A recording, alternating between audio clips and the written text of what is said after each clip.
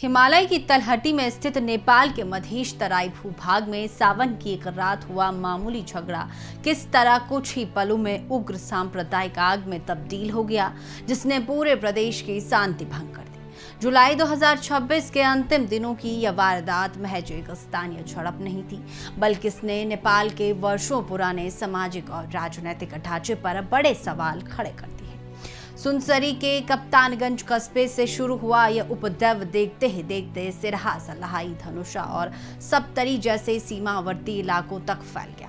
पथराव, तोड़फोड़, आगजनी और पुलिस बल की जवाबी कार्रवाई व हवाई फायरिंग के दौरान ओम प्रकाश मेहता समेत 3 नागरिकों की मृत्यु हो गई, जबकि दर्जनों लोग जख्मी हुए।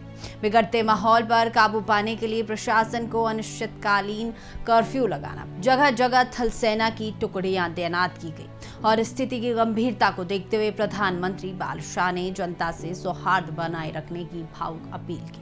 उपद्रव की चिंगारी 26 जुलाई 2026 की रात उस वक्त सुलगी जब श्रद्धालु सावन की पारंपरिक बोलबम पद यात्रा पर निकलने की तैयारियों में जुटे थे। कोसी नदी से गंगा जल लाने की योजना थी, जिसके लिए डीजे पर तेज स्वर में भजन चल रहे थे और झंडे फहराए जा रहे थे। कप्तानगंज में संगीत के स्वर और झंडे लगाने की बात पर 2 समुदायों के बीच कहासुनी हो गई, जिसने देखते ही देखते हिंसक मोड़ ले ली। मामला इतना बिगड़ा कि कई जगहों पर मकानों, उपासना स्थलों और धार्मिक शिक्षण संस्थानों पर पथराव व हमले की खबरें सामने आई। भय के इस माहौल में अपनी सुरक्षा को लेकर आशंकित होकर कई मुस्लिम परिवारों ने घर बार छोड़कर सुरक्षित ठिकानों की शरण ली, जिनकी पलायन की तस्वीरें इंटरनेट पर खूब वायरल हो रही। वैसे इस पूरे विवाद का कारण सिर्फ उस एक रात का तनाव नहीं है।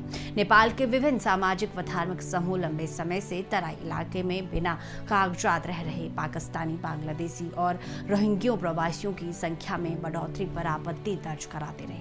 उनका दावा है कि इस अनियंत्रित बसावट के से क्षेत्र का आबादी संतुलन बिगड़ रहा है, जिससे तनाव की स्थिति बनी है। उपद्रव के बाद आम जनता का गुस्सा सड़कों पर फूट पड़ा, जिसके दबाव में कई संदिग्ध गैर नागरिकों को क्षेत्र छोड़ना पड़ा। इस पूरे घटनाक्रम ने नेपाल के पुराने स्वरूप की वापसी की चर्चा को अचानक तेज कर दिया। गौरतलब है कि वर्ष 2008 से पहले तक नेपाल की पहचान दुनिया के एकमात्र आधिकारिक हिंदू राष्ट्र के रूप में थी, जिसे राजनीतिक बदलावों के बाद धर्मनिरपेक्ष राज्य घोषित कर दिया गया था। हाल की घटनाओं ने नेपाल को पुनः हिंदू राष्ट्र घोषित करने के आंदोलन को नई ताकत दी है। इस पूरे परिदृश्य में सबसे अप्रत्याशित मोड़ तब आया जब राष्ट्रीय प्रजातंत्र पार्टी आरपीपी से जुड़े मुस्लिम सांसद ताहिर अली भाट ने खुद देश की संसद में नेपाल को वैदिक सनातन हिंदू राष्ट्र का दर्जा देने की पुरजोर मांग रखी। उन्होंने स्पष्ट कहा कि एक मुस्लिम परिवार में जन्म लेने के बावजूद वे नेपाल की प्राचीन हिंदू पहचान का समर्थन करते हैं। उनका मानना था कि विश्व भर में विभिन्न मजहबों के अपने अपने देश है, परंतु लगभग 1.5 अरब से अधिक आबादी वाले हिंदू समाज का अपना कोई अधिकृत देश नहीं है। उन्होंने गुजरे दिनों को याद दिलाते हुए कहा कि जब नेपाल हिंदू राष्ट्र था, तब हज यात्रा पर जाने वाले नेपाली मुस्लिम धर्मावलंबियों को अंतर्राष्ट्रीय स्तर पर विशेष सम्मान दिया जाता था। वे एक ऐसे समावेशी व शांतिपूर्ण राष्ट्र की पैरवी कर रहे हैं जहां सभी वर्ग एकजुट रहे।